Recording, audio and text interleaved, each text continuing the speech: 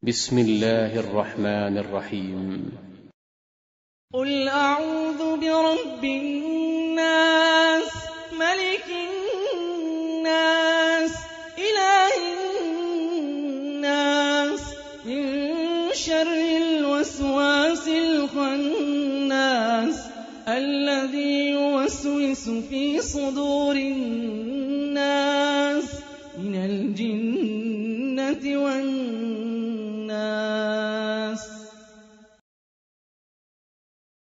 Assalamualaikum warahmatullahi wabarakatuh. Alhamdulillahirabbil alamin, nahmaduhu wa nasta'inuhu wa nastaghfiruh wa na'udzu billahi min syururi anfusina wa min sayyiati a'malina, may yahdihillahu fala mudhillalah wa may yudlil fala hadiyalah. Ibu-ibu, bapak-bapak, saudara-saudaraku sekalian dimanapun berada, alhamdulillahirabbil alamin, kita panjatkan rasa syukur kehadirat Allah Subhanahu wa taala. Pada kesempatan pagi menjelang siang ini kita bisa bermuajahah meskipun via online. Kita akan mengkaji ayat-ayat Allah ya, sebagai bentuk keniatan kita mengharapkan keridhaan Allah Subhanahu wa taala. Selawat teriring salam mudah-mudahan tercurah pada Nabiullah Muhammad Sallallahu alaihi wasallam, dan mudah-mudahan bisa tercurah pada kita semua ya, kita mendapatkan syafaat dari beliau pada yaumul kiamah kelak. Karena syafaat itu adalah sesuatu yang sangat kita perlukan, sangat kita butuhkan ya, dimana kita berada pada situasi pada suatu hari yang sangat berat ya, yaitu hari kebangkitan, di mana matahari didekatkan, sangat panas ya, terik. Kemudian di mana kita harus menyeberangi jembatan Sirat ya. Banyak di antara manusia yang tidak sanggup dan tidak mampu untuk menyeberangi jembatan itu dan tergelincir masuk ke dalam api. Maka kita umat Muhammad Shallallahu alaihi wasallam pada situasi yang sungguh-sungguh teramat berat, kita butuh syafaat dari beliau Rasulullah Muhammad Shallallahu alaihi wasallam. Maka semasa kita hidup ini diberi kesempatan untuk bernafas ya, mari kita banyak-banyak untuk bersolawat kepada beliau, kita banyak-banyak mengikuti atau ittiba gerak dan langkah beliau, jalan hidup beliau, supaya kita bisa untuk mendapatkan syafaat dari beliau. Baiklah, pada kesempatan siang hari yang berbahagia ini kita akan mengkaji ayat Allah, tafsir ya, surah Fatir ayat 32 ya. Sebelumnya marilah kita awali dengan membaca kalam basmalah. Bismillahirrahmanirrahim. Kajian kita pada siang hari ini ya, kita format dalam ya perbincangan yang santai ya, namun kita serius ya. Kita akan mengkaji ayat Allah, yaitu surah Fatir ayat 32 ya. Kita mengambil rujukan ya tafsir Ibnu Katsir yang dikarang oleh Al-Hafidz Ibnu Katsir ya, dan juga tafsir-tafsir yang lainnya.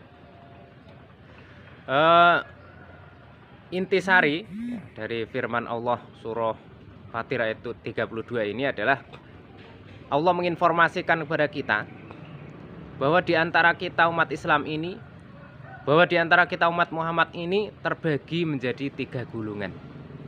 Ya, nanti akan kita bacakan ayatnya dan nanti akan kita rinci golongannya seperti apa saja. Dan kita masuk golongan yang mana? Yang tahu adalah Allah dan diri kita sendiri. Nanti setelah saya rinci, saya bacakan ya, ciri-cirinya ya, gambarannya seperti apa. Nah, nanti kita bisa memetakan diri kita masing-masing, kita bisa melihat, menyaksikan ya, diri kita masing-masing, kita ini masuk golongan yang mana ya, itu nanti silahkan saudara-saudaraku sekalian dimanapun berada untuk menganalisa diri sendiri, bermuhasabah, merenungi masuk golongan manakah saya itu. Baiklah, akan kita bacakan ayatnya. A'udzu billahi minasyaitonir rajim. Tsumma awrasnal kitabal ladzina istafaina min ibadina faminhum zalimun li nafsihi wa minhum muqtasidu wa minhum sabiqum bil khairati biiznillah dzalika huwal fadlul kabir. Shadaqallahul adzim. Itulah ayatnya. Summa aurasna. Nah, di sini Allah menyampaikannya. Summa, kemudian aurasna, kami wariskan, ya, alkitabah, alkitab. Ya, langsung saja kita kaji ya. Ya.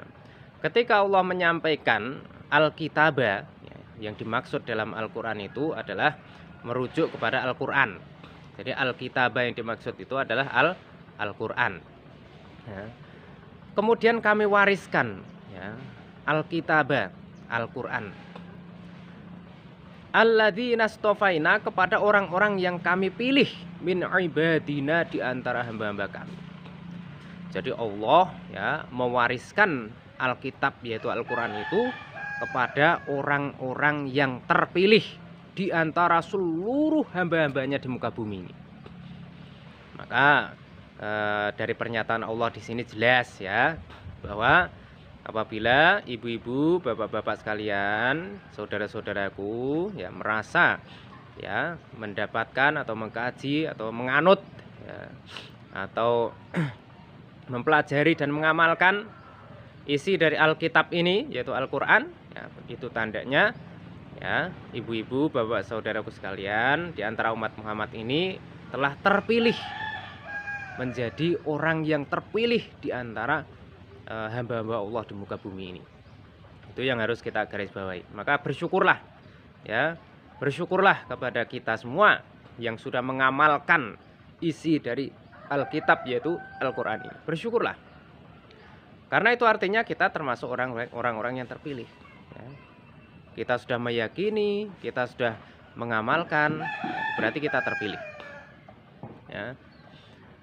Faminhum, maka di antara mereka siapa? Di antara mereka orang-orang yang terpilih itu, ya.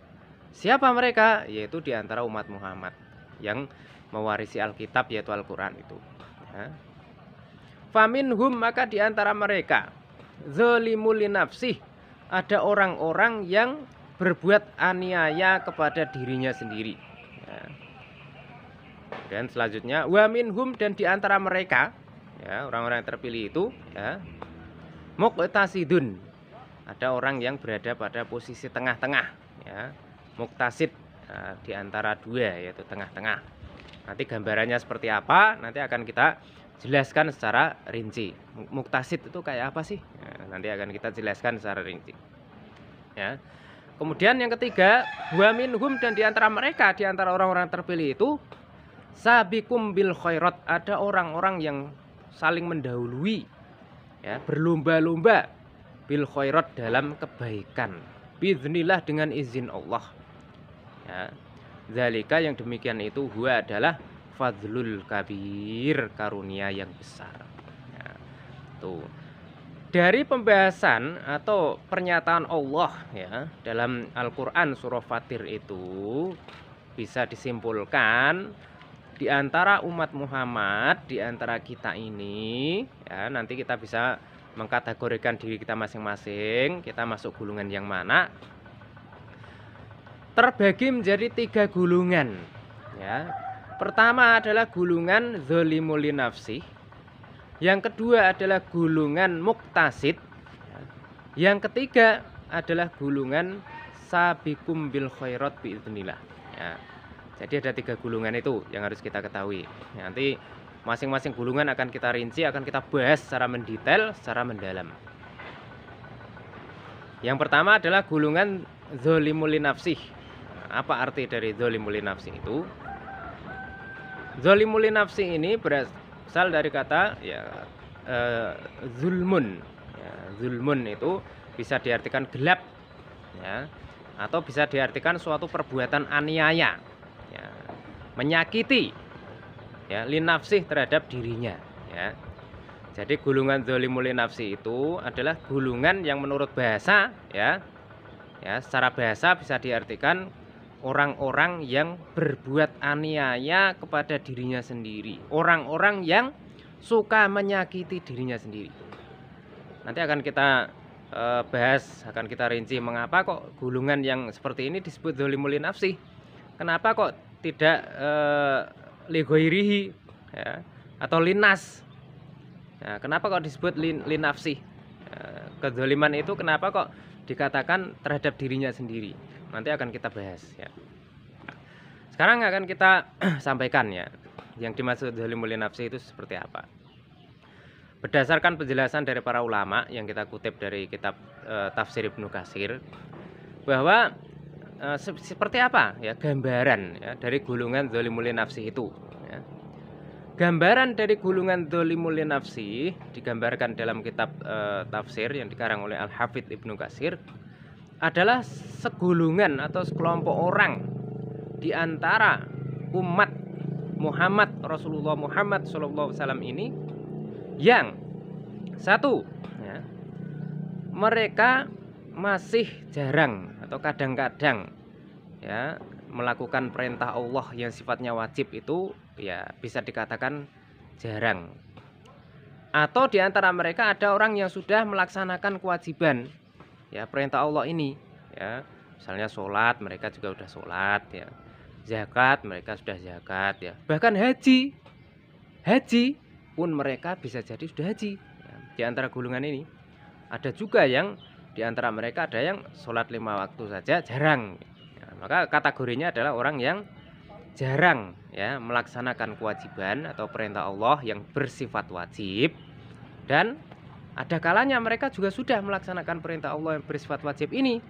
Namun di satu sisi, dalam sisi yang lain, mereka ini masih senang ya, masih suka ya berbuat maksiat. Masih suka makan makanan yang haram ya. Masih senang terhadap perbuatan-perbuatan halagho ya. Masih senang dengan hal-hal yang sebenarnya itu hakikatnya adalah dilarang oleh Allah ya. Jadi bisa dikatakan ya, ada juga yang ibadahnya sudah jarang ya, kemaksiatannya banyak ya. Ada juga yang mungkin bisa jadi mereka ya ibadahnya termasuk kategori ya beribadah ya, bisa jadi rutin. Namun ternyata ibadah yang rutin itu ya, sholat yang dia kerjakan secara rutin itu, katakanlah dia belum mampu ya mengamalkan hakikat dan makna dari sholat itu. Di mana hakikat dari sholat itu, makna dari sholat itu adalah tanha anil faksya'i wal munkar ya. Namun karena dia belum mampu ya memahami hakikat dan makna sholat, karena dia belum sanggup, belum mampu untuk mengambil intisari ya dari makna sholat itu sendiri, maka ya dia melaksanakan sholat hanya sekedarnya saja ya, belum sampai pada tingkat intisari atau hikmah atau hakikat dari sholat itu sendiri. Maka dia mungkin orang semacam ini kadang-kadang ya masih sholat, namun di sisi lain masih banyak berbuat maksiat ya. Itu golongan dzolimul nafsi ya. Jadi mereka ya sudah ya kewajiban dari Allah pun bisa jadi sudah dilaksanakan, namun bisa jadi belum ya. Namun di sisi lain mereka juga ya sering ya, atau bahkan gemar ya bermaksiat kepada Allah Subhanahu wa taala. Nah, maka golongan semacam ini disebut dzolimul nafsi ya. Nah, jadi bermaksiat itu macam-macam ya. Ada suatu kemaksiatan yang hanya merugikan dirinya sendiri saja ya, mendurhakai Allah ya, bermaksiat ya, berbuat dosa yang hanya merugikan dirinya sendiri saja. Namun ada perbuatan dosa yang mereka lakukan yang merugikan dirinya sendiri jelas ya, karena setiap perbuatan dosa itu pasti merugikan dirinya sendiri. Namun dosa yang mereka lakukan ada kalanya juga merugikan orang lain. Nah, jadi di sini double ya, dzolimul nafsi itu jelas ya, namun juga bisa dzolimul nas atau lighairihi ya, berbuat maksiat, berbuat dosa yang berdampak kepada orang lain, berdampak kepada manusia pada umumnya ya. menyakiti orang lain, ya. Dari dia belum mampu menjaga lisan, ya, bahwa ada yang mengatakan Rasulullah ya menyampaikan bahwa orang itu bisa dikatakan menjadi orang yang baik ya adalah ketika orang itu akan menjadi orang yang selamat ya, manakala mampu menjaga lisannya. Salamatul insan fi hifdzil lisan. Selamatnya seorang hamba, selamatnya seorang manusia terletak pada kemampuannya dalam menjaga lisan. Ya. Sejauh mana dia mampu menjaga lisan? Apabila dia benar-benar mampu menjaga lisannya, ya, dari bermaksiat, dari durhaka, ya, mampu menjaga lisannya dari menyakiti orang lain, ya, maka dia akan selamat. Namun ketika dia tidak mampu, tidak sanggup untuk menjaga lisannya, ya, dari menyakiti orang lain dan lain sebagainya, maka dia tidak akan selamat. Nah, itu yang kita garis bawahi dari salamatul insan fi hifdzil lisan. Nah, kembali kepada zolimul nafsi. Jadi gulungan zolimul nafsi ini ya kompleks. Ya. Namun meskipun kezoliman ya yang dia lakukan itu ya banyak, ya, dan kadang berefek luas, ya, berefek kepada orang lain, ya, berefek kepada dirinya. Namun Allah di dalam ayat ini tetap menyebut zolimul nafsi. Mengapa? Karena segenap kezoliman atau segenap perbuatan aniaya, ya, segenap perbuatan dosa, apapun itu perbuatan dosa, meskipun secara kasat mata ya dosa itu jelas-jelas ya berdampak kepada orang lain, ya, mungkin dia menipu, ya, menyebabkan orang lain tertipu puluhan juta, mungkin dia korupsi, jelas-jelas merugikan negara. Namun secara hakikat perbuatan-perbuatan itu akan kembali kepada dirinya sendiri. Perbuatan-perbuatan itu akan menimpa dirinya sendiri, akan menyulitkan dirinya sendiri, akan menjungkir balikkan dirinya sendiri, baik di dunia ini maupun di akhirat. Jadi segenap kejahatan yang dilakukan oleh manusia, ya, meskipun kejahatan itu menimpa orang lain jelas, ya, namun secara hakikat kejahatan itu akan kembali kepada dirinya sendiri, akan menimpa pada dirinya sendiri. Ya. Bahkan Rasulullah ya pernah menggambarkan dalam sebuah hadis yang panjang, ya, tentang orang-orang yang bangkrut, ya, orang-orang yang bangkrut yang disebut muflis itu. Ketika Rasulullah bertanya kepada para sahabat, wahai sahabatku, seperti apa orang-orang yang bangkrut itu? Di antara mereka para sahabat banyak yang menjawab bahwa orang yang bangkrut itu ada orang yang kehabisan modal usaha dan lain sebagainya dan lain sebagainya. Namun Rasulullah mengatakan bukan itu yang dimaksud sebagai orang yang bangkrut. Orang yang bangkrut adalah orang yang punya banyak amal dalam kehidupan dunia ini. Dia punya amalan sholat, dia punya amalan haji, dia punya amalan baca Quran dan lain sebagainya. Namun amalan-amalan itu habis dibagi-bagikan nanti di yaumul akhirah, di akhirat, kepada orang-orang yang disakitinya ketika di dunia. Dan ketika semua amalan yang sudah dikerjakannya dalam kehidupan dunia itu habis dibagi-bagikan kepada orang-orang yang dulu disakitinya, di mana lidahnya menyakiti banyak orang, perilakunya merugikan banyak orang, maka akhirnya habis. Ya. Jadi amalan yang banyak, amalan haji, amalan sholat, ya, amalan sedekah dan lain sebagainya, berbuat baik, habis semua dibagi-bagikan kepada orang-orang yang dulu di dunia disakitinya. Nah, ketika semua amalannya sudah habis dan belum lunas, ya, karena saking banyaknya orang yang disakitinya, maka dosa-dosa orang-orang yang disakitinya itu akan ditimpakan kepada dirinya. Dan itulah hakikat dari orang yang bangkrut. Maka sangat tepat sekali, ya, Rasulullah mengibaratkan seperti itu. Sehingga sangat tepat sekali juga ketika di dalam ayat ini Allah menyebut dengan sebutan zolimul nafsi. Karena segenap kejahatan, kezoliman, ya, segenap kedurhakaan, ya, kedurhakaan manusia kepada Tuhannya, ya, dan kezoliman manusia kepada orang lain, perilaku dan perbuatan yang merugikan sesama, nanti akan kembali kepada dirinya sendiri, akan menimpa dirinya sendiri ketika dia sudah kembali ke hadirat Allah Subhanahu wa taala. Itu makna dari zalimul nafsi. Maka perlu kita sampaikan. Marilah ya saudara-saudaraku sekalian dimanapun berada. Marilah kita untuk berhati-hati. Dalam setiap tata kata, tutur kata, kita harus senantiasa berhati-hati. Berpikirlah yang dalam sebelum kita berkata-kata. Ya.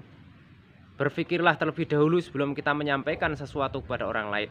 Jangan-jangan apa yang kita sampaikan itu akan melukai hatinya.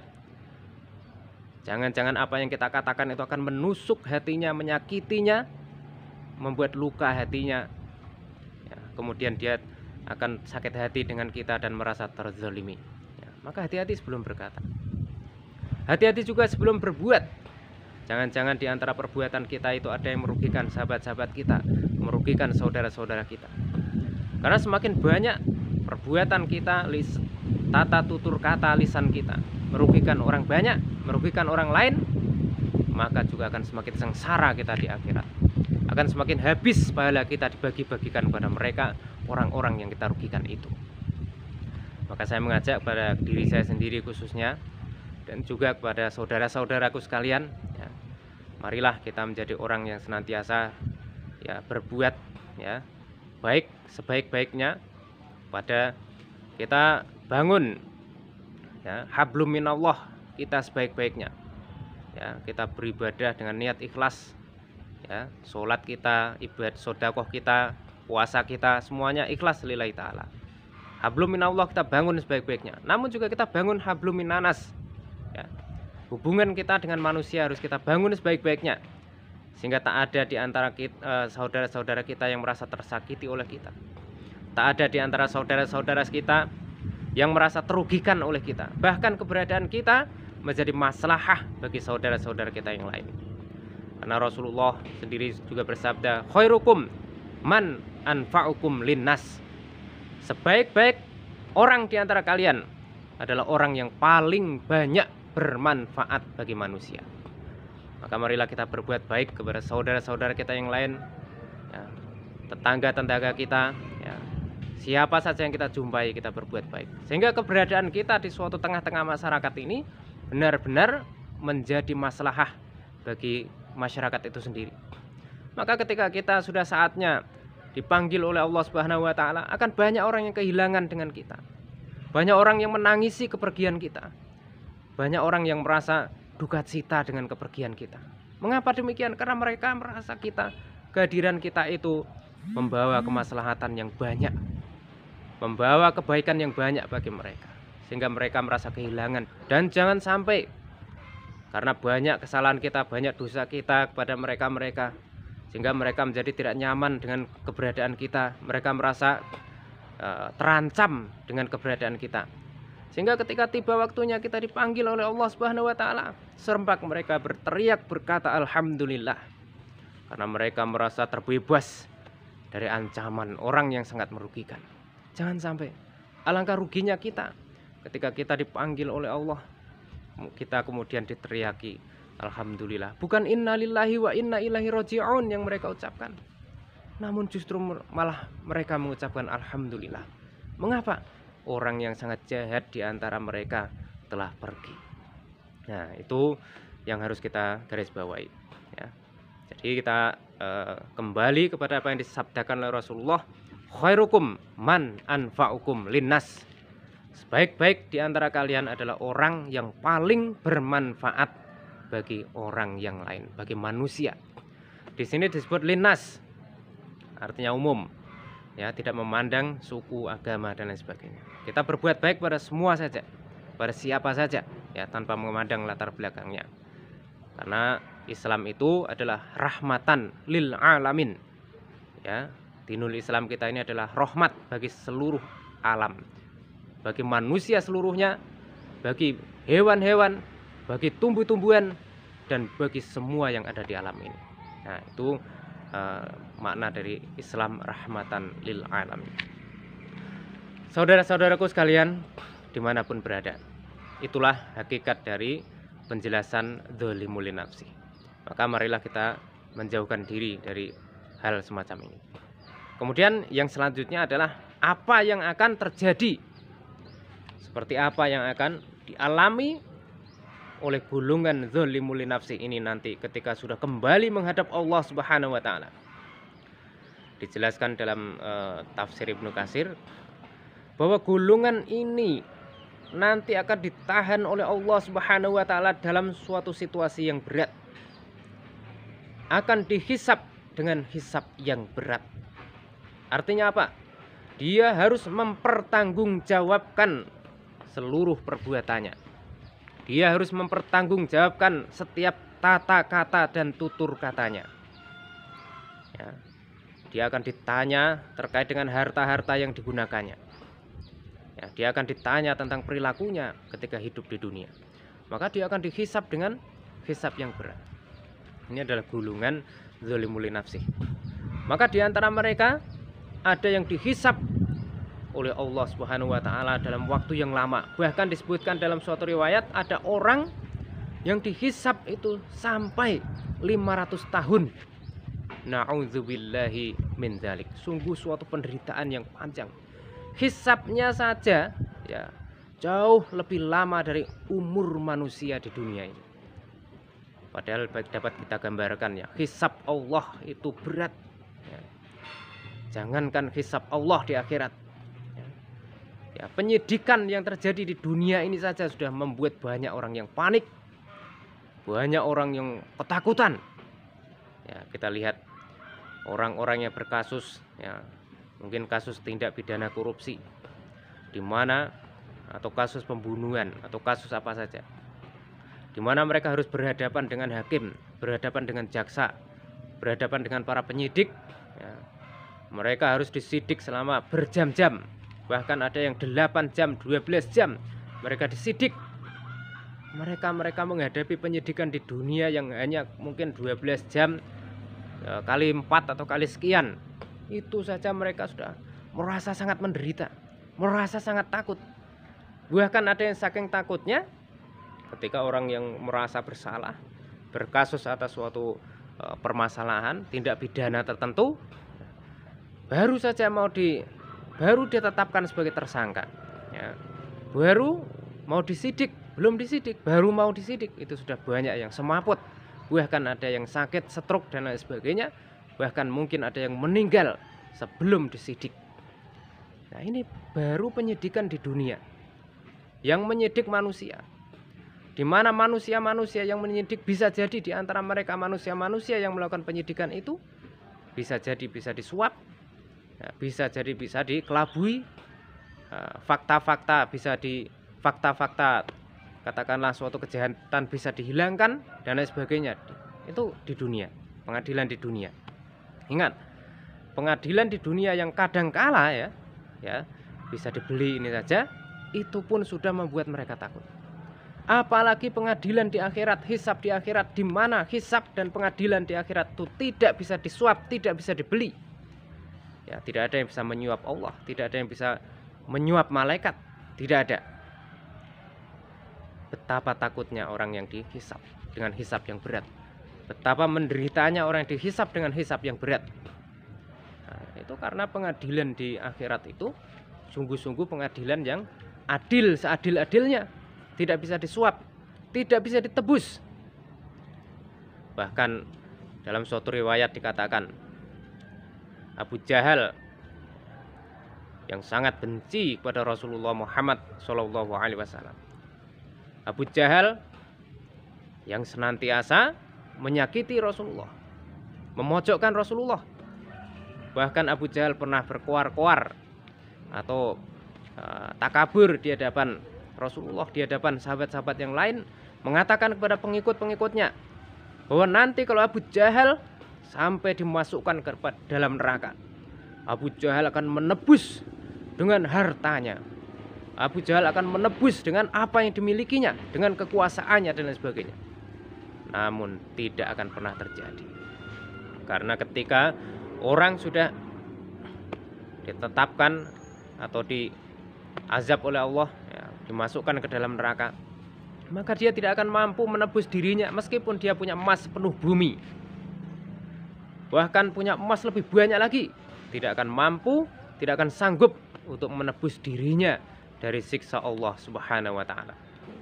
Itulah yang harus kita yakini ya, bahwa pengadilan di akhirat itu adalah pengadilan yang seadil-adilnya ya, pengadilan yang tidak bisa disuap atau ditebus dan lain sebagainya.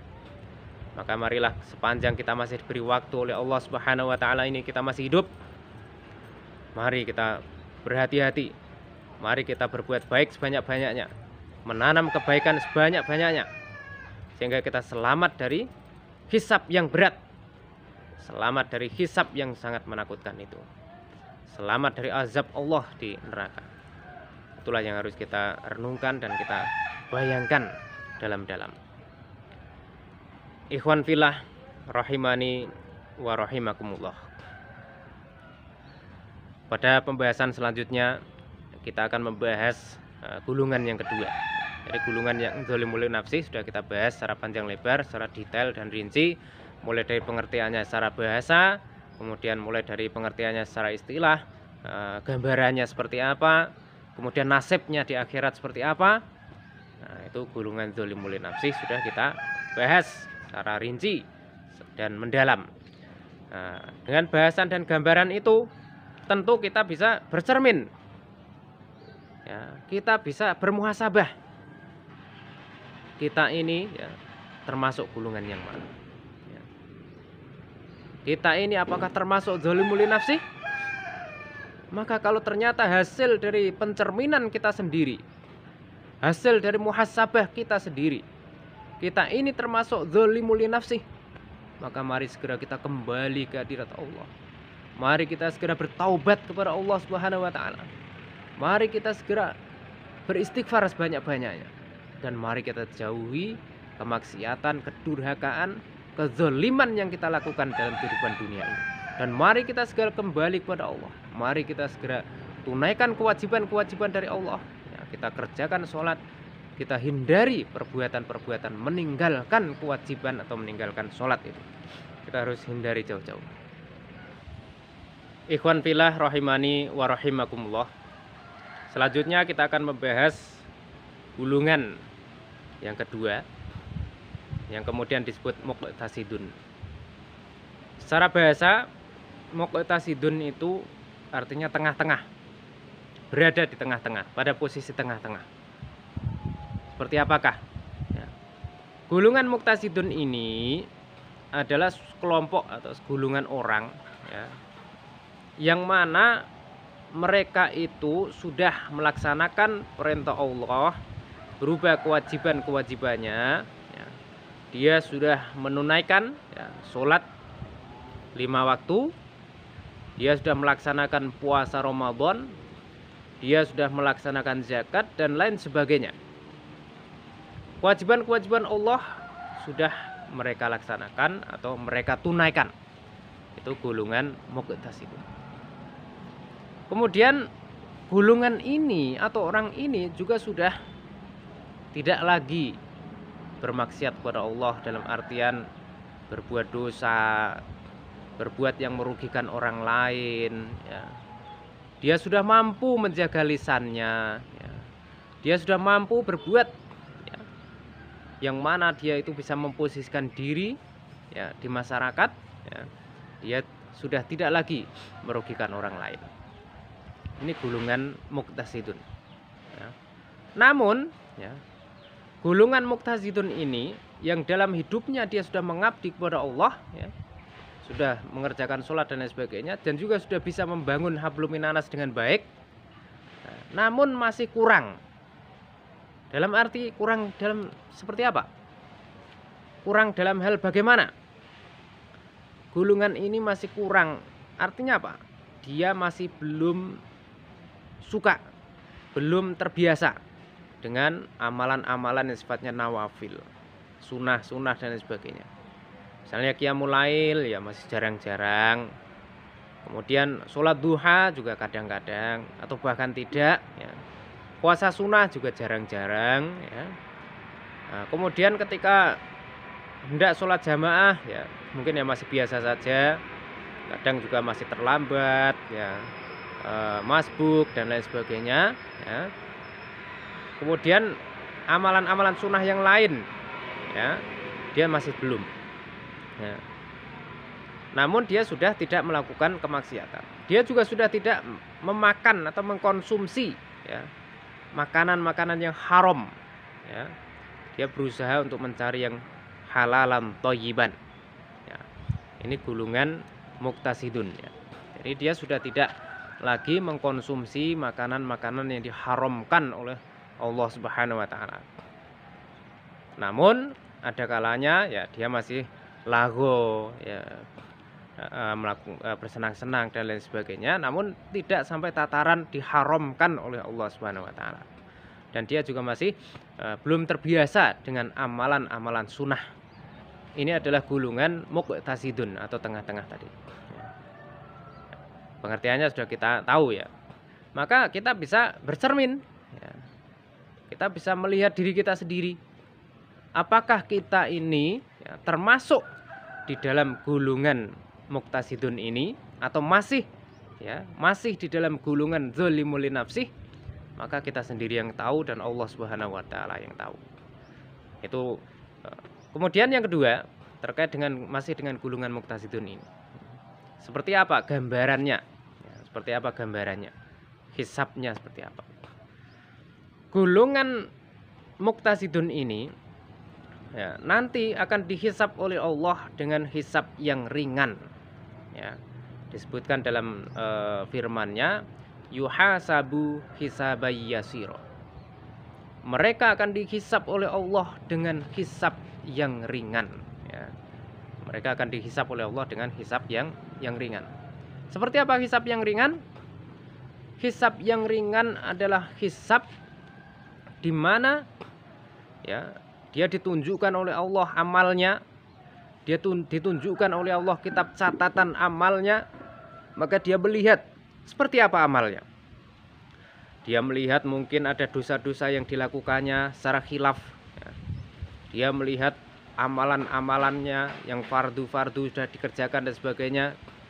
Maka kemudian Allah sampaikan kepada dia, ya, amalan-amalanmu, ya, kebaikan-kebaikanmu diterima dan dosa-dosamu diampuni. Sudah cukup. Ya. Jadi hisab yang ringan ini adalah hisab yang cepat. Ya. Kemudian setelah itu dia akan dimasukkan oleh Allah Subhanahu wa taala ke dalam surganya. Nah, itu yang dimaksud yuhasabu hisabay yasira wa yanqalibu ila ahlihi masrura. Dan dia akan kembali kepada keluarganya dengan hati yang riang gembira. Nah, ini golongan muqtasidun. Berbeda dengan zalimul li nafsi tadi, di mana mereka akan dihisab dengan hisab yang berat, ya. Dan setelah mereka dihisab dengan hisab yang berat, ya, kita mengupas kembali yang zalimul li nafsi, ya, karena pembahasan untuk zalimul li nafsi itu lebih panjang, ya, karena memang banyak di antara orang-orang yang termasuk golongan zalimul li nafsi itu. Ya. Di antara mereka orang-orang zalimul li nafsi itu yang dihisab oleh Allah dengan hisab yang berat, maka ya di antara mereka ada yang bisa ya masuk ya ke dalam surga Allah meskipun dihisab dengan hisab yang berat. Namun di antara mereka karena setelah dihisab dengan hisab yang berat dan ditimbang ternyata banyak dosa-dosanya. Dosa-dosanya itu lebih berat ya daripada kebaikannya. Ya. Maka golongan ini akan dimasukkan ke dalam neraka terlebih dahulu. Dan ternyata di antara mereka ketika ditimbang dosa-dosanya itu sama antara kebaikannya dan dosanya, maka mereka ya disebutkan dalam suatu riwayat akan menjadi ashabul a'raf. Ya. Ashabul a'raf adalah gulungan yang berada di antara surga dan neraka. Mereka akan bahagia, akan senang ketika melihat surga dan ingin masuk namun belum bisa. Dan mereka akan menangis takut ketika melihat neraka, namun mereka juga tidak akan dimasukkan ke neraka. Ini ashabul a'raf. Ya, di antara mereka adalah orang-orang yang tadi mengalami hisab yang berat tadi. Setelah ditimbang amalnya ternyata sama ya, antara baiknya dan buruknya, mereka ada ashabul a'raf. Namun di antara orang-orang yang sama antara kebaikan dan keburukannya itu ya, manakala dia mendapat syafaat dari Rasulullah Muhammad Shallallahu Alaihi Wasallam, karena mungkin punya sisi-sisi yang lain, ya mungkin banyak bersolawat dan sebagainya, maka dia juga akan diselamatkan oleh Allah Subhanahu Wa Taala. Maka di antara dzolimul nafsi itu ada yang masuk ke dalam surga meskipun melalui hisab yang berat, namun ada juga yang masih berada di antara surga dan neraka, dan ada yang masuk ke dalam neraka terlebih dahulu untuk mendapatkan ya azab dari dosa-dosa yang pernah dilakukannya. Itu golongan dzolimul nafsi. Berbeda dengan muqtasidun. Karena muqtasidun ini ya, dihisab dengan hisab yang ringan, ya, ditunjukkan kepadanya kitab catatan amalnya, ya, kemudian dia ketahui Allah mengampuni, maka golongan muqtasidun ini langsung masuk ke dalam surga Allah, ya, karena hisabnya adalah hisab yang ringan itu tadi. Itu golongan muqtasidun. Maka seperti apa ya kita yang tahu. Kemudian yang ketiga, golongan yang ketiga yaitu sabiqum bil khairat biidznillah. Di dalam surah Al-Waqiah disebut as-sabiqun as-sabiqun, ya. Jadi ayat ini ya ditafsirkan juga oleh Rasulullah juga menyebutkan ya dalam surah Al-Waqiah. Jadi ada makna yang hampir sama ya dengan ayat ini, ya.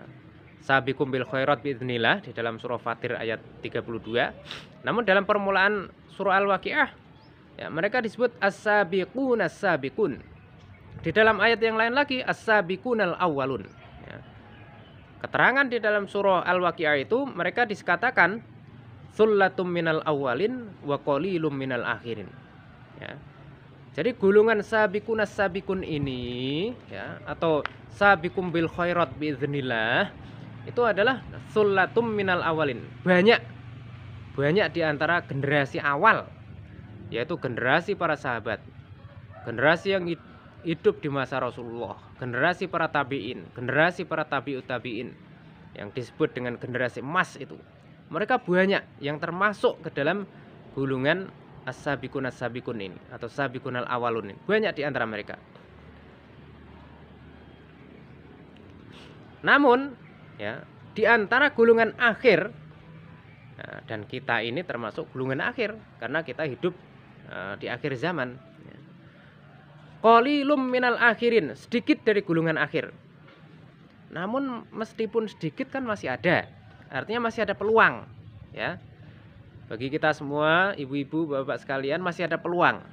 Peluang itu apa? Peluang untuk menjadi sabiqunal awalun. Peluang untuk menjadi as-sabiqun as-sabiqun. Peluang untuk menjadi sabiqum bil khairat biiznillah. Itu masih ada. Ya. Kemudian ketika peluang itu ada, perlu kita gambarkan karakternya seperti apa, ciri-cirinya seperti apa.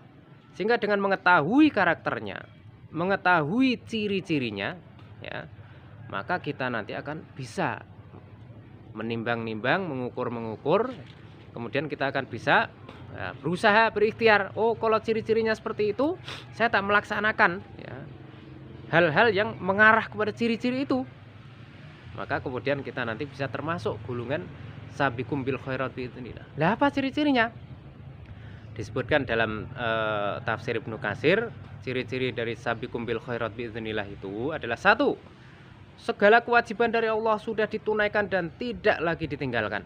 Jadi tidak lagi pernah orang golongan ini meninggalkan kewajiban dari Allah, tidak. Ya. Kemudian amalan-amalan sunnah dia selalu kerjakan. Ya, di samping ahli sholat jamaah, di samping ahli sholat 5 waktu. Ya. Golongan ini juga ada yang ahli duha, ahli qiyamul lail, ya, ahli sodahoh, ahli sodakoh. Kemudian di antara mereka ada yang ahli dalam berjihad, ahlul jihad, ya. Orang-orang yang suka katakanlah berjuang di jalan Allah, ya. Karena jihad ini artinya ya tidak hanya perang saja, ya, bisa dimaknai perang kalau memang situasinya perang. Namun dalam situasi damai seperti saat ini, ya kita berdakwah itu adalah bagian dari jihad. Kita menolong orang dan lain sebagainya itu adalah bagian dari jihad fisabilillah. Jadi makna jihad itu luas, bersungguh-sungguh. Jahada yujahidu itu bisa diartikan bersungguh-sungguh. Ya, jadi siapa saja yang bersungguh-sungguh di jalan Allah, tolabul ilmi, ya, kemudian menolong orang dan sebagainya, itu bisa bermakna jihad juga. Nah, orang yang melakukan itu ya, amalan wajib sudah, amalan sunnah sudah, ya, juga ahli qiyamul lail, ahli puasa Senin Kemis misalnya, dan dia juga ahli puasa Daud dan puasa-puasa sunnah yang lainnya. Nah, dia istiqomah, ya, istiqomah dalam amalan-amalan wajib dan amalan-amalan sunnah itu. Nah, maka golongan ini kemudian disebut ya sebagai sabiqum bil khairat. Itu ciri yang pertama.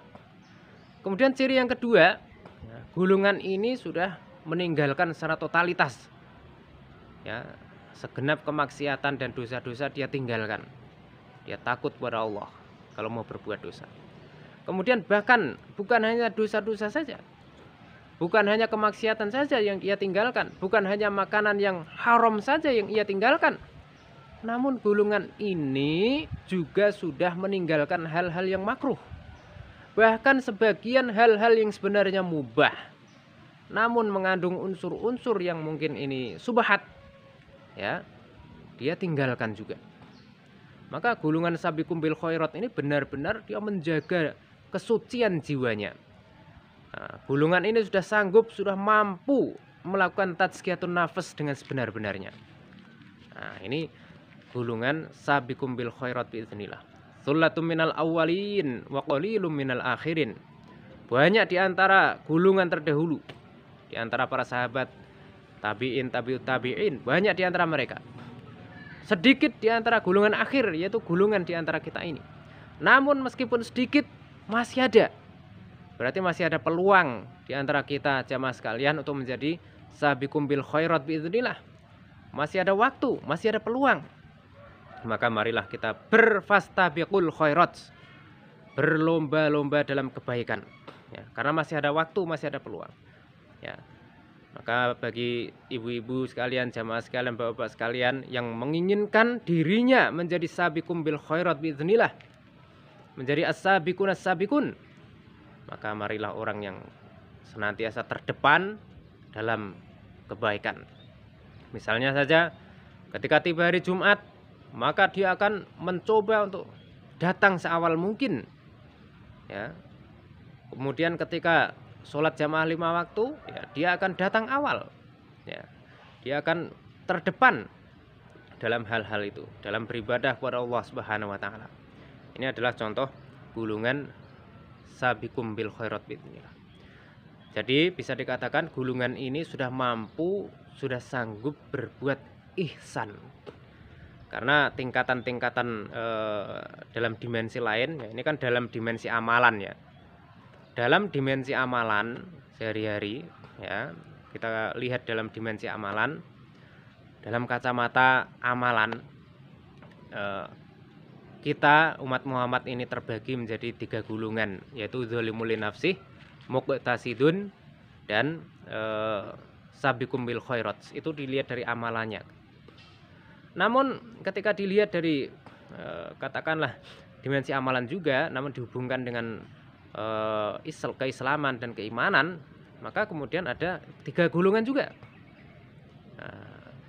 Yang pertama adalah Islam atau Muslim, kemudian yang tingkatan berikutnya adalah mukmin, dan tingkatan berikutnya adalah muhsin. Nah, jadi sama juga, sebenarnya hakikatnya sama.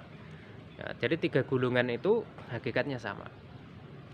Nah, jadi Muslim, kemudian mukmin, kemudian muhsin. Nah, kemudian yang akan kita kaji karena kita kaitkan dengan sabiqum bil khairat biiznillah, maka kita akan membahas dan mengkaji seperti apa muhsin itu, ya. Jadi di antara sabiqum bil khairat biiznillah tadi, orang yang sudah berlomba-lomba dalam kebaikan, orang yang sudah berusaha semaksimal mungkin, ya, untuk berbuat baik, ya, dengan berfastabiqul khairat tadi, ya. Mereka-mereka itulah orang-orang yang sudah sanggup dan mampu berbuat ihsan, menjadi muhsinin, ya. Nah, kata-kata muhsinin itu memang gampang diucapkan. Wah, ini muhsinin, ini ada muhsinin dari sana, ya, membantu kita dan sebagainya. Memang mudah kata-kata muhsin menjadi muhsinin, menjadi istilah, menjadi sebutan. Namun untuk dilaksanakan tidak gampang. Untuk menjadi seorang muhsinin yang sebenar-benarnya itu perlu perjuangan, perlu mujahadah, ya. Perlu kesungguhan yang berangkat dari nurani yang paling dalam, kesungguhan yang berangkat dari hati yang paling dalam, yang tidak bisa tergoyahkan oleh tipu daya syaitan, yang tidak bisa tergoyahkan oleh bujuk rayu duniawi. Nah, itu menjadi muhsinin. Karena apa? Nah, digambarkan oleh Rasulullah SAW ketika kita masuk kategori ihsan atau orang yang mampu berbuat ihsan atau muhsinin, itu anta'budallah ka'annaka tarahu fa illam takun tarahu fa innahu yaraka. Nah, itu gambarannya ya. Jadi muhsinin itu ya, ketika kita beribadah kepada Allah dalam wujud apapun ya, bisa dalam wujud sholat jamaah 5 waktu, bisa dalam wujud sedekah, bisa dalam wujud puasa ya, bisa dalam wujud berbuat baik kepada orang lain ya. Apapun wujud ibadah kita kepada Allah bagi seorang muhsinin, maka ka'annaka tarahu, seolah-olah engkau melihat Allah. Apa artinya? Kita mampu, kita beribadah seolah-olah melihat Allah. Berarti luar biasa ya, kesungguhannya luar biasa. Namun karena secara hakikat kita manusia ini tidak mampu dan tidak akan sanggup melihat Allah, maka fa'ilam takun tarahu fa'innahu yaraka. Kita merasakan kehadiran Allah mengawasi kita. Ketika kita beribadah, ketika kita sholat, kita merasa diawasi oleh Allah Subhanahu wa taala. Kita merasa dinilai oleh Allah Subhanahu wa taala. Ketika kita bersedekah, ya, kita merasa dinilai oleh Allah Subhanahu wa taala. Ya, kita berbuat baik pada orang, kita merasa dinilai oleh Allah Subhanahu wa taala. Jadi tujuan kita dinilai oleh Allah, bukan dinilai oleh makhluk, bukan dinilai oleh manusia. Karena nanti kalau kita merasa dinilai oleh manusia, ingin dinilai oleh manusia, ingin dipuji oleh manusia, jatuhnya riya. Maka golongan ini, muhsinin ini, atau golongan yang ketiga atau sabiqum bil khairat ini, dia sudah mampu memposisikan dirinya ketika beribadah itu merasa diawasi oleh Allah. Sehingga dia beribadah betul-betul niatnya karena Allah Subhanahu wa taala. Maka dia akan memperbagus ibadahnya. Ya. Ketika dia sholat, maka dia akan membagus-baguskan sholatnya karena Allah. Ketika dia sedekah, maka dia akan membagus-baguskan sedekahnya karena Allah. Ketika dia berbuat orang lain, maka dia akan berbuat sebaik-baiknya kepada orang lain. Ketika dia akan memberi kepada orang lain, maka dia akan beri yang terbaik. Ya, dia akan beri yang terbaik. Mengapa? Karena dia merasa dinilai oleh Allah dan dia akan mencari nilai yang terbaik. Orang itu kalau sadar dirinya sedang dinilai, apalagi yang menilai ini adalah yang maha menciptakan kita, apalagi yang menilai amalan kita, menilai ibadahnya kita ini adalah zat yang nanti akan memberikan pahala, akan memberikan ganjaran ya, dari hasil penilaian itu. Tentu kita akan berlomba-lomba ya, sholat ya sebaik-baiknya sholat, sedekah ya sebaik-baiknya sedekah, berbuat kepada orang lain akan sebaik-baiknya berbuat orang lain, dan sama sekali tidak ada tendensi atau tujuan apa-apa. Jadi ketika dia berbuat baik kepada orang lain dengan ikhlas tanpa tendensi apapun ya, tanpa tendensi dia ingin dipuji orang dan sebagainya, dia tidak akan peduli ya. Meskipun kita berbuat baik kepada orang dan orang itu balik menyakiti kita, kita tetap tidak terpengaruh. Namun kalau keihsanan itu belum sanggup kita raih ya, kalau keisanan itu, ihsan itu belum sanggup kita raih, mungkin bisa jadi ketika kita berbuat baik kepada orang, kita menolong orang ya, ternyata orang yang kita tolong itu justru mengkhianati kita, orang yang kita tolong itu justru balik menyakiti kita, maka kita akan sakit hati dan kita akan menyesal telah menolong dia, menyesal telah berbuat baik kepada dia. Nah, maka ketika dia sudah menyesal telah menolong dia, menyesal telah berbuat baik kepada dia, maka sesungguhnya dia telah kehilangan dari barokah dan pahala dari amalan itu. Dan untuk mencapai makom ini tidak gampang ya. Untuk mencapai derajat ini bukan hal yang mudah, bukan hal yang gampang. Maka perlu mujahadah itu tadi ya, perlu kesungguhan, dan kesungguhan itu berangkat dari hati kita yang paling dalam. Itu yang harus kita katakanlah kita sungguh-sungguh, kita serius ya dari hati kita untuk menjadi orang-orang yang sanggup dan mampu berbuat ihsan ya. Karena ketika kita sudah mampu berbuat ihsan, maka balasannya juga ihsan juga ya. Balasan dari siapa? Ya dari Allah, bukan dari manusia, bukan dari makhluk. Walaupun bisa jadi Allah membalas kita itu ya karena kita masih hidup di dunia, mungkin bisa melalui makhluknya. Namun itu sumbernya dari Allah. Karena jelas Allah mengatakan hal jazaul ihsan ilal ihsan. Tidak ada balasan ihsan kecuali ihsan itu sendiri. Ya. Maka ketika kita sudah sanggup dan mampu berbuat ihsan, maka balasannya juga akan ihsan juga. Kalau bukan ihsan di dunia, yang paling penting adalah ihsan nanti di akhirat. Maka ketika kita berusaha melakukan yang terbaik ya di dunia ini karena niat ya mengharapkan keridhaan Allah, maka nanti di akhirat nanti kita juga akan mendapatkan yang terbaik ya. Dari siapa? Dari Allah. Apa yang akan kita dapatkan? Yaitu jannatun na'im ya, surga yang penuh dengan kenikmatan. Bahkan bisa jannatul firdaus ya, itu gambarannya. Nah, kembali kepada pembahasan tentang sabiqum bil khairat tadi. Ini adalah gambaran sabiqum bil khairat yang bisa kita sampaikan. Namun pembahasan yang lain yang lebih luas lagi, seperti apa sesungguhnya yang akan diterima oleh sabiqum bil khairat berdasarkan keterangan-keterangan dari Rasulullah Muhammad SAW, bahwa golongan yang paling tinggi nanti apa yang akan didapatkannya? Dia akan mendapatkan yadkhulunal jannata bighairi hisabin wala adzabin. Dia akan masuk surga tanpa hisab dan tanpa azab sedikit pun. Dan nanti oleh Allah Subhanahu wa taala dia akan ditempatkan di surganya yang paling tinggi. Dia berada di surga bersama Rasulullah Muhammad sallallahu alaihi wasallam, yaitu di Jannatul Firdaus. Ya. Dia akan berada di Jannatul Firdaus bersama Rasulullah Muhammad sallallahu alaihi wasallam.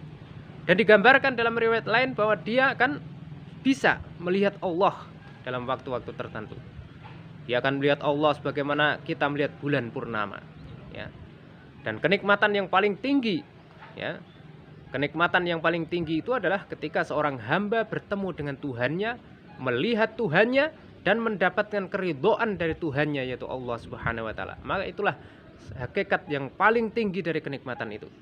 Maka untuk mencapai makom itu memang perlu perjuangan yang luar biasa, yaitu menjadi muhsinin itu sendiri, menjadi sabiqunas sabiqun atau as-sabiqunal awwalun atau sabiqum bil khairat biidznillah. Nah, memang ya generasi akhir ini sedikit namun masih ada peluang. Maka saya mengajak khususnya pada diri saya sendiri dan juga kepada saudara-saudaraku sekalian dimanapun berada, marilah kita raih, kita perjuangkan ya, dengan segenap kemampuan yang Allah berikan kepada kita. Mari kita perjuangkan untuk menjadi as-sabiqun as-sabiqun. Meskipun kadang butuh ya perjuangan yang tinggi ya. Kita harus merasakan kepedihan, kita harus merasakan keperihan, kita harus merasakan keprihatinan yang dalam. Namun tidak mengapa, karena hasil yang akan kita dapatkan yaitu keridhaan Allah itu adalah suatu hal yang luar biasa. Dan kenikmatan yang akan kita dapatkan di jannah nanti tidak pernah tergambar oleh pikiran kita dan tidak pernah terlihat oleh mata kita, tidak pernah terdengar oleh telinga kita. Jamaah sekalian rahimani wa rahikam, jamaah sekalian rahimani wa rahimakumullah. Itulah gambaran tentang tiga golongan manusia. Nah, ada dzalimul nafsih, muqtasidun, dan sabiqum bil khairat biidznillah. Golongan yang paling rendah di antara kita ya, umat Muhammad ini adalah dzalimul nafsih. Ya, di mana akan dihisab dengan hisab yang berat ya. Kemudian akan ada kecemasan, ketakutan, kekhawatiran nanti ketika di hari akhirat, masih khawatir apakah selamat apa tidak ya, maka marilah kita berhati-hati ya, kita berpikir yang sedalam-dalamnya ketika kita mau berbuat. Jangan sampai kita lalai sehingga tidak mampu menjaga lisan kita, jangan sampai kita lalai sehingga tidak mampu menjaga pandangan kita, jangan sampai kita lalai sehingga kita tidak mampu menjaga ibadah kita, menjaga diri kita dari bermaksiat kepada Allah. Jangan sampai, karena kita sendiri nanti akan menyesalinya kita sendiri nanti akan merasakannya. Maka itulah kemudian Allah sebut zalimul linafsih, untuk dirinya sendiri. Karena apapun perilaku kita, apapun perbuatan kita, baik atau buruk, itu akan kembali kepada diri kita sendiri, akan kembali kepada diri kita masing-masing. Jamaah sekalian rahimani wa rahimakumullah. Kemudian golongan kedua muqtasidun, ya, golongan ketiga sabiqum bil khairat biidznillah. Ya, setidak-tidaknya seandainya kita sudah mampu ya meninggalkan zalimul nafsih, kita sudah mampu mencapai muqtasidun, itu kita sudah bersyukur, kita sudah selamat ya dari azab yang besar, kita sudah selamat dari hisab yang cukup lama ya. Namun jangan puas di situ, karena masih ada waktu, masih ada kesempatan. Maka marilah kita berikhtiar ya, berjuang dengan sungguh-sungguh untuk menjadi sabiqum bil khairat. Meskipun ini tidak gampang, meskipun tidak mudah untuk mencapainya, namun siapa tahu ya, dengan ridho Allah, dengan bimbingan dari Allah, dengan petunjuk dari Allah, kita nanti akan mampu dan sanggup untuk meraihnya, sanggup untuk mencapai yang kemudian disebut sabiqum bil khairat biidznillah. Itulah jamaah sekalian, mudah-mudahan yang sedikit saya sampaikan ini ya, bisa bermanfaat ya, berfaedah ya, terutama kepada diri saya sendiri dan umumnya kepada saudara-saudaraku sekalian ya. Marilah kita ambil ibrohnya, kita ambil itibar ya. Kalau ada yang buruk mungkin dari yang saya sampaikan ini ya, tinggalkan jauh-jauh. Nah, kalau itu baik, marilah kita laksanakan ya. Karena yang baik itu sesungguhnya datangnya dari Allah. Yang buruk itu pada hakikatnya datangnya dari nafsu saya sendiri, dari lisan saya sendiri, dari pribadi saya sendiri ya. Itulah intisari dari tafsir surah Fatir ayat 32 yang mengupas tentang 3 gulungan dari kita umat Islam ini. Marilah kita jadikan ya, penjelasan tafsir ini sebagai cerminan ya, dari kita. Mari kita bercermin dengan penjelasan ini. Mari kita bercermin dengan tafsir surah Fatir ayat 32 ini. Seperti apa diri kita ya, masuk pada gulungan mana saat ini diri kita. Ketika saat ini kita masih masuk zalimul nafsih, marilah kita segera banyak beristighfar, kita tingkatkan sehingga kita bisa setidak-tidaknya masuk ke muqtasidun. Ketika saat ini berdasarkan perenungan kita yang paling dalam, berdasarkan muhasabah kita, kita termasuk golongan muqtasidun, maka marilah kita pertahankan predikat ini dan nanti kita tingkatkan lagi. Siapa tahu kita sanggup mampu untuk menjadi sabiqum bil khairat biidznillah. Meskipun ini bukan perkara yang mudah, bukan perkara yang gampang, karena apa yang dilakukan oleh para sahabat seperti Abu Bakar, Umar dan lain sebagainya itu adalah suatu hal yang sangat berat ya. Mudah-mudahan kita sanggup dan mampu untuk menteladani Rasulullah, para sahabat, para tabi'in dan lain sebagainya. Demikian yang bisa saya sampaikan. Nun wal qalam ya masturun fastabiqul khairat. Wassalamualaikum warahmatullahi wabarakatuh.